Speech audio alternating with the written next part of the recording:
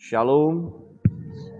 Bapak Ibu Saudara yang terkasih dalam Tuhan, kita bersyukur untuk hari yang indah yang Tuhan berikan kepada kita.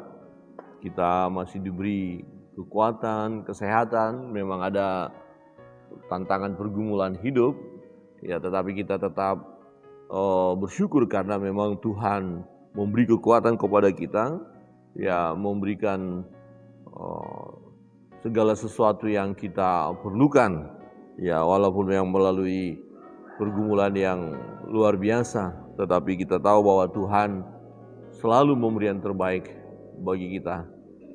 Bapak Ibu Saudara yang terkasih dalam Tuhan, pembacaan firman Tuhan kita lanjutkan pada saat ini Yesaya pasal 29.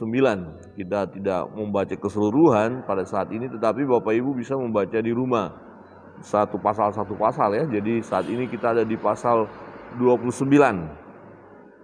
Nah, di bagian ini kita melihat bahwa Tuhan melalui Nabi Yesaya menegur umat itu dan memberikan nubuatan bahwa mereka akan mengalami penderitaan, mengalami kesukaran besar, mengalami pembuangan karena memang dosa mereka.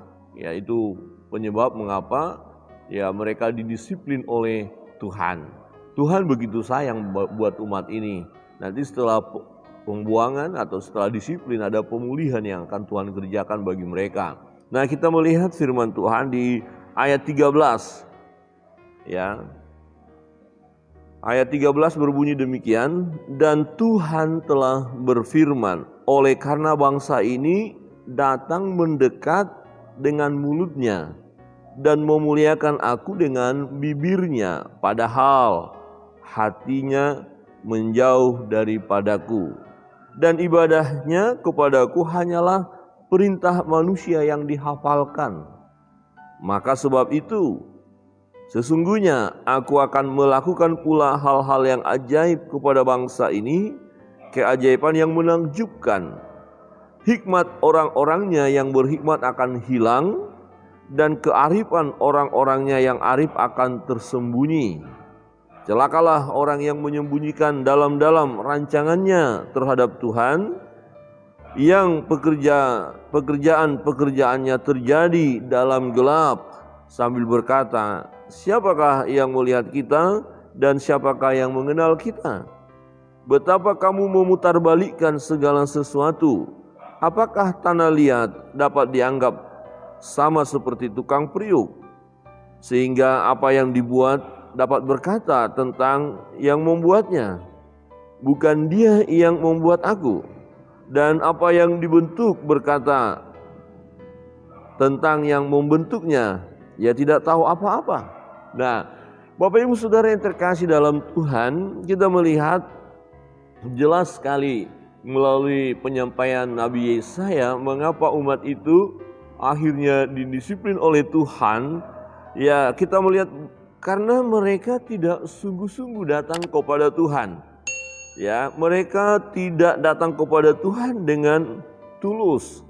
Ya, oleh karena bangsa ini datang mendekat dengan mulutnya dan memuliakan aku dengan bibirnya, padahal hatinya menjauh daripadaku. Nah, kalau kita melihat bagian ini, ya bisa terjadi sampai masa kini ada banyak orang yang datang beribadah, ya, tanda kutip, beribadah kepada Allah. Wah, sepertinya pujiannya luar biasa, ya, penyembahannya luar biasa, keaktifannya beribadah luar biasa. Tetapi persoalan, apakah ini dilakukan hanya sebatas ya rutinitas belaka, ya hanya karena ada program saja dari gereja, atau karena terus diarahkan oleh Bapak Gembala, dinasehati terus supaya rajin begitu. Nah, itu bisa terjadi. Nah, kalau itu yang terjadi, maka sesungguhnya ibadah yang kita lakukan adalah ibadah yang sia-sia. Karena kita hanya mendekat kepada Allah, ya omongan saja, mulut kita saja, bibir kita saja. Wah, waktu penyembahan itu sepertinya luar biasa, ya dahsyat, kira-kira begitu. Tetapi hati kita ternyata nggak kita berikan untuk Tuhan. Ya, kita nggak sungguh-sungguh. Jadi sesuatu yang sia-sia yang kita lakukan jika ya tidak dari hati, ya, tidak dari dalam hati kita yang sungguh-sungguh. Nah, memang orang tidak tahu. Orang mungkin melihat, wah, bapak itu, om itu, tante itu, saudara itu, wow, luar biasa melayani Tuhan, luar biasa waktu memuji Tuhan, luar biasa waktu memainkan musiknya itu, oh luar biasa waktu berkhotbah berapi-api, wow. Tapi adakah itu berkenan kepada Tuhan?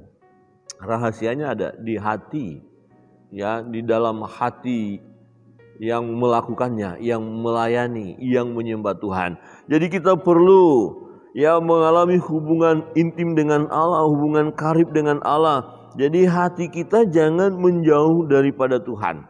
Nah, mereka dikatakan begini, mereka mulutnya memuliakan aku dengan bibirnya, padahal hatinya menjauh daripadaku. Hatinya menjauh daripadaku. Jadi ya sebenarnya hanya rutinitas saja. Nah, ini bahayanya kita sebagai pelayan-pelayan Tuhan, sebagai pengurus gereja, sebagai pelayan, sebagai majelis, sebagai orang yang aktif melayani. Jangan sampai ya ibadah kita, pelayanan kita hanya karena rutinitas saja. Itu sangat berbahaya, artinya kita lakukan tanpa dari hati yang sungguh-sungguh mau beribadah kepada Tuhan. Dan dikatakan, dan ibadahnya kepadaku hanyalah perintah manusia yang dihafalkan. Wah, ini dikutip juga ya dalam Markus 7 ayat 6 sampai 7 itu, bangsa ini memuliakan aku dengan bibirnya padahal hatinya jauh daripadaku. Percuma mereka. Ya, Markus dikatakan Matius 15 itu, Matius 15 dan juga Markus 7. Matius 15 ayat 8 sampai 9. Matius 15 ayat 9 dikatakan, percuma mereka beribadah kepadaku sedangkan ajaran yang mereka ajarkan ialah perintah manusia. Ya, jadi yang harus kita lakukan ketika kita beribadah haruslah murni dari ya perintah Tuhan. Ini adalah kebenaran, ini adalah firman Allah. Ya, jadi jangan terjebak hanya karena ya perintah manusia. Ya, hanya karena dikatakan perintah manusia yang dihafalkan. Ya, misalnya begini. Satu contoh lah.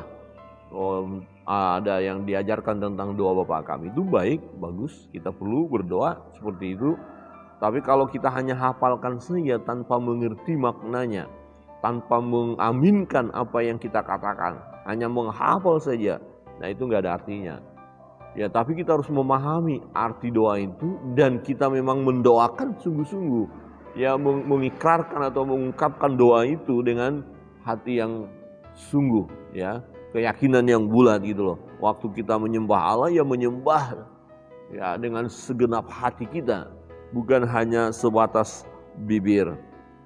Nah, ketika mereka beribadah hanya ya rutinitas saja, hati mereka tidak terikat kepada Tuhan, berarti ini sesuatu yang jahat dan Tuhan memberikan disiplin kepada mereka. Ya, di ayat 14 berkata begini, maka sebab itu, nah karena engkau beribadah kepada Allah hanya sebatas di bibir saja, hanya perintah manusia saja, maka sebab itu, sebab engkau tidak beribadah dari hatimu yang terdalam, ya, kau tidak beribadah dengan sungguh-sungguh, sesungguhnya engkau tidak memiliki hubungan karib dengan Tuhan, walaupun engkau beribadah, walaupun engkau menyanyi, memuji, memuliakan Tuhan, walaupun engkau berkhotbah, tapi kamu melayani enggak dari hati. Maka sebab itu, sesungguhnya aku akan melakukan pula hal-hal yang ajaib kepada bangsa ini, keajaiban yang menakjubkan, hikmat orang-orangnya yang berhikmat akan hilang. Jadi ini Tuhan yang mengerjakan. Wah, tadinya orang itu berhikmat, orang itu pintar, akhirnya jadi tidak pintar, akhirnya jadi tidak berhikmat, ya. Dan kearifan orang-orangnya yang arif akan bersembunyi. Nggak bisa lagi mengandalkan kepintaran manusia itu, karena faktanya manusia itu nggak bisa buat apa-apa. Oh, orang yang berhikmat ini, wah kita akhirnya melihat, kok orangnya kok begitu ya. Tadinya kok orangnya berhikmat, kok sekarang pandangan-pandangannya juga kacau balau. Wah, ini tadinya kita pikir dia akan bisa menasehati kita, ternyata wah kacau balau juga. Jadi Tuhan porak-porandakan, itu katanya. Tuhan melakukan perbuatan yang ajaib. Nah, ketika manusia mengandalkan kekuatannya, maka Tuhan bisa balikkan itu semua. Bisa Tuhan porak-porandakan, ya. Jadi orang yang tadinya memiliki kearifan tidak lagi, yang tadinya memiliki hikmat tidak lagi. Nah, di ayat 15 dikatakan, celakalah orang yang menyembunyikan dalam-dalam rancangannya terhadap Tuhan, yang pekerjaan-pekerjaannya terjadi dalam gelap. Jadi rancangan yang mana yang dimaksud? Rancangan yang jahat. Karena dia akan melakukan pekerjaan yang jahat. Pekerjaan-pekerjaan terjadi dalam gelap. Ya, ini berbicara tentang pekerjaan yang jahat. Pekerjaan yang menyimpang daripada kebenaran. Ya, perbuatan-perbuatan dosa. Ya. Nah, mereka berkata begini, sambil berkata, siapakah yang akan melihat kita dan siapakah yang mengenal kita? Ada banyak orang melakukan hal yang jahat, ya, tidak takut akan Tuhan karena dia memaksakan dirinya dengan satu pemahaman, ya Tuhan tidak lihat kita kok. Ya, Tuhan tidak lihat kita. Ya, saya pernah melakukan hal yang jahat dan memang itu yang terjadi. Sekarang Tuhan nggak lihat kok. Oh, mana Tuhan lihat?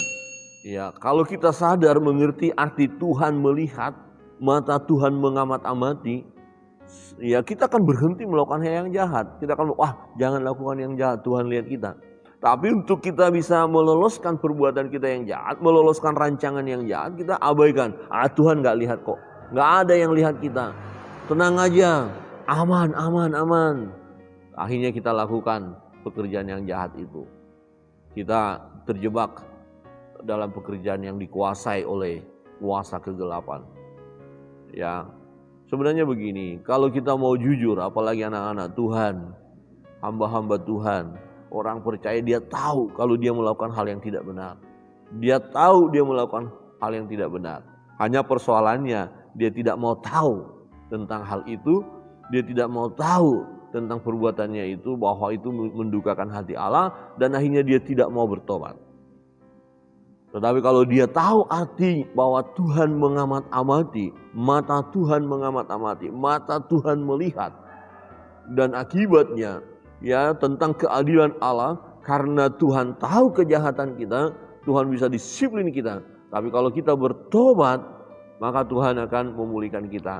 Jadi kalau kita mau berkata jujur, kita mau sadar ketika kita mengakui dengan perbuatan kita yang salah, kita mengerti hal itu, kita datang kepada Tuhan, tidak mengeraskan hati, maka kita akan dipulihkan. Tetapi seringkali yang terjadi, ya kita mengeraskan hati, kita pura-pura tidak tahu, kita pikir Tuhan tidak tahu, padahal Tuhan tahu.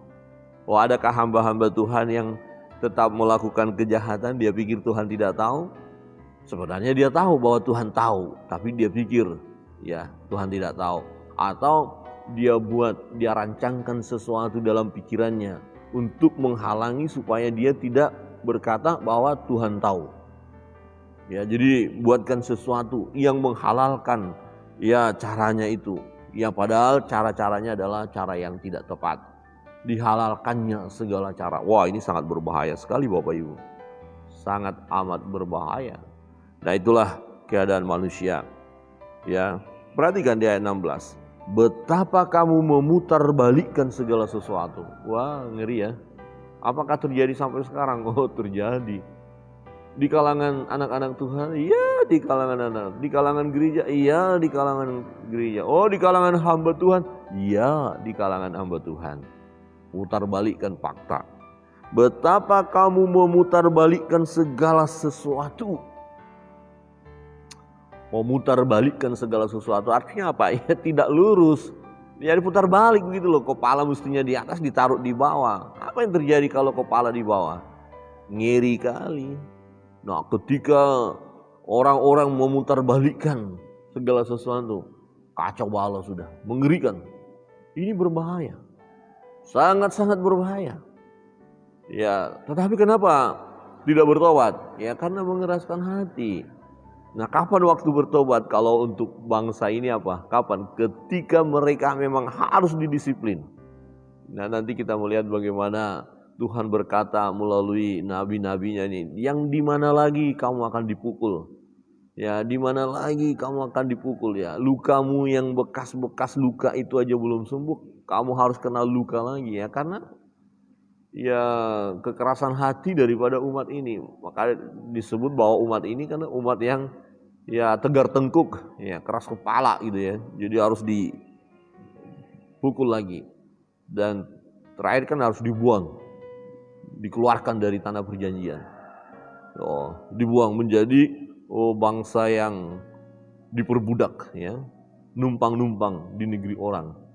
Tetapi nanti ada pemulihan setelah mereka bertobat. Ini yang sering kali terjadi memang Bapak Ibu. Ketika kita didisiplin baru bertobat. Ada orang bilang, rasain loh. Kenapa? Kena batunya. Nah, waktu belum kena batunya, gayanya luar biasa gitu ya. Sombongnya luar biasa. Kata-katanya hebat luar biasa, menentang orang lain. Tapi setelah kena batunya, ya baru nangis ya, baru nangis. Ya, nangis Bombay.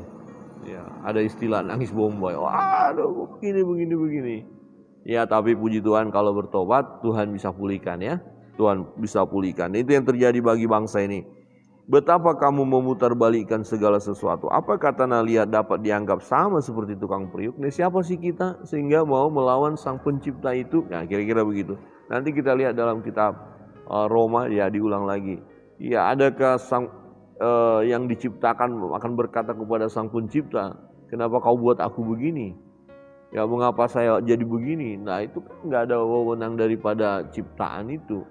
Ya, itu hak mutlak daripada sang pencipta. Ya, apakah tanah liat dapat dianggap sama seperti tukang periuk sehingga apa yang dibuat dapat berkata tentang yang membuatnya? Bukan dia yang membuat aku. Bukan dia, nggak bisa. Ya. Dan apa yang dibentuk berkata tentang yang membentuknya? Ia tidak tahu apa-apa. Tuhan tahu semuanya, Tuhan tahu. Segala sesuatunya Tuhan tahu. Ya, saudara yang terkasih dalam Tuhan. Pada pagi hari ini kita melihat kebenaran firman Allah, mengingatkan kita supaya kita beribadah dengan tulus, beribadah dengan sungguh-sungguh dari hati, ya, bukan di bibir saja waktu memuji menyembah Tuhan. Waktu berdoa tidak saja hanya kita mengucap aja gitu ya.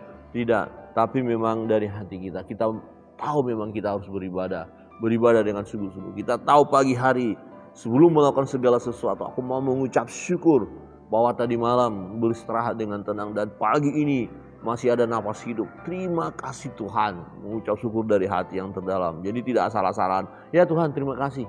Bukan, tapi terima kasih Tuhan, ya. Terus berkata, karena kita tahu bahwa dalam perjalanan hidup ini penuh dengan misteri, rahasia. Kita nggak ngerti apa yang akan terjadi depan kita. Maka kita berdoa dengan sungguh-sungguh, Tuhan pimpin setiap langkah hidupku.